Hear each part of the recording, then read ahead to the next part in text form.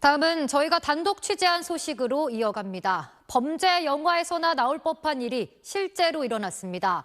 교도관이 수용자들로부터 금품을 받고 혼자 쓰는 방을 배정하는 데 관여한 정황을 경찰이 포착한 걸로 확인됐습니다. 경찰은 오늘 법무부 교정본부와 서울구치소를 압수수색했습니다. 먼저 신정은 기자의 단독 보도입니다.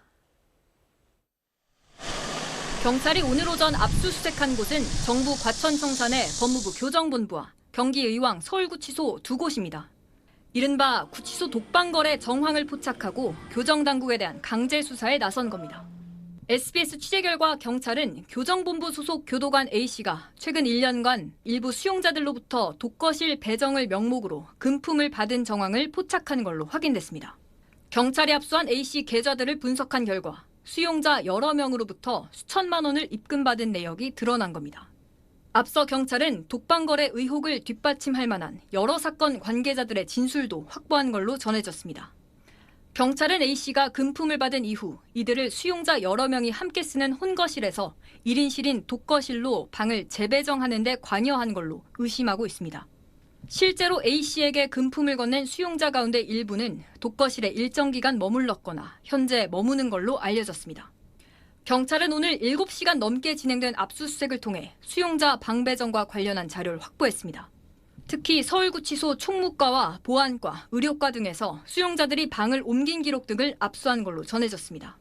법무부 교정본부는 경찰 압수수색에 대해 소속 직원의 개인적인 비위 의혹으로 보인다며 자체적으로 관련 내용을 파악하고 있다고 밝혔습니다. SBS 신정은입니다. 경찰은 구치소 수용자들과 교도관의 독방 거래 과정을 연결해준 브로커 2명도 구속했습니다.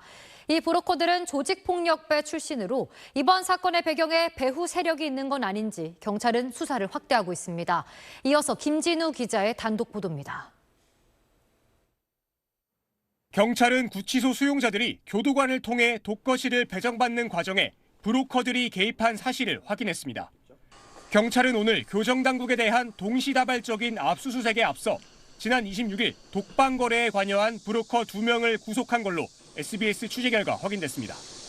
뇌물공여 혐의가 적용된 브로커 2명은 조직폭력배 출신으로 경찰은 이들이 독거실을 원하는 수용자들로부터 수천만 원 상당의 금품을 받아 교정본부 소속 교도관 A씨에게 일부를 전달한 걸로 보고 있습니다. 하고 공범하고 둘이 독거실 방 조건으로 얼마를 줬다고 그렇게 조건을 갔다고 하더라고요. 다른 사람이 자기는 안 보내주고 그 둘만 보내주니까 뭐 서운하다고. 현행법상 구치소에 수감된 수용자들은 독거실에 배정되는 게 원칙입니다. 하지만 독거실 수보다 수용자가 많은 과밀 상태다 보니 수용자 대부분은 혼거실에서 4명에서 6명 정도가 함께 머무는 실정입니다. 이 때문에 독거실 배정은 수용자 특성이나 건강 상태 등 엄격한 기준에 따라 관련 부서의 결재를 거쳐 결정됩니다.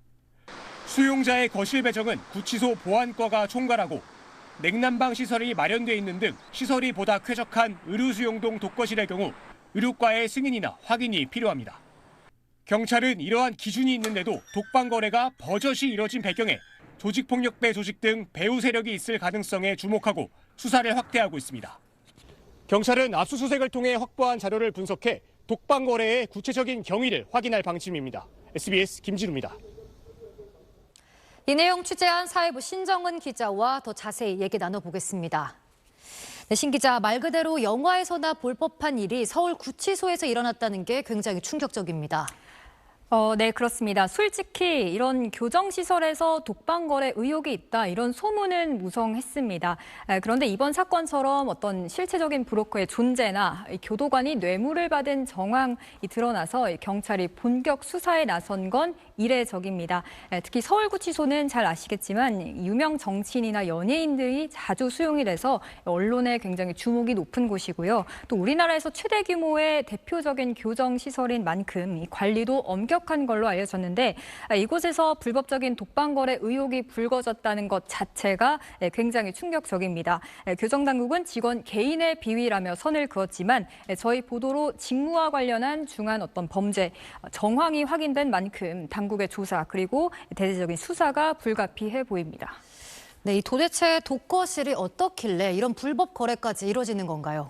네, 사실 궁금하실 겁니다. 그날 구치소 수용 현황에 따라 다르겠지만 한 방에 보통 4명에서 6명, 많게는 10명 넘게 수용되는 게 이제 현실입니다. 2평 남짓의 일반 수용동 독거실 같은 경우에는 침구류, 변기, 싱크대, 이런 관물대 같은 것들을 다 혼자 씁니다. 또 의료 수용동 독거실은 진단서 말고도 구치소 의료과의 어떤 승인이나 확인이 필요해서 방을 옮기는 게 더 까다롭거든요.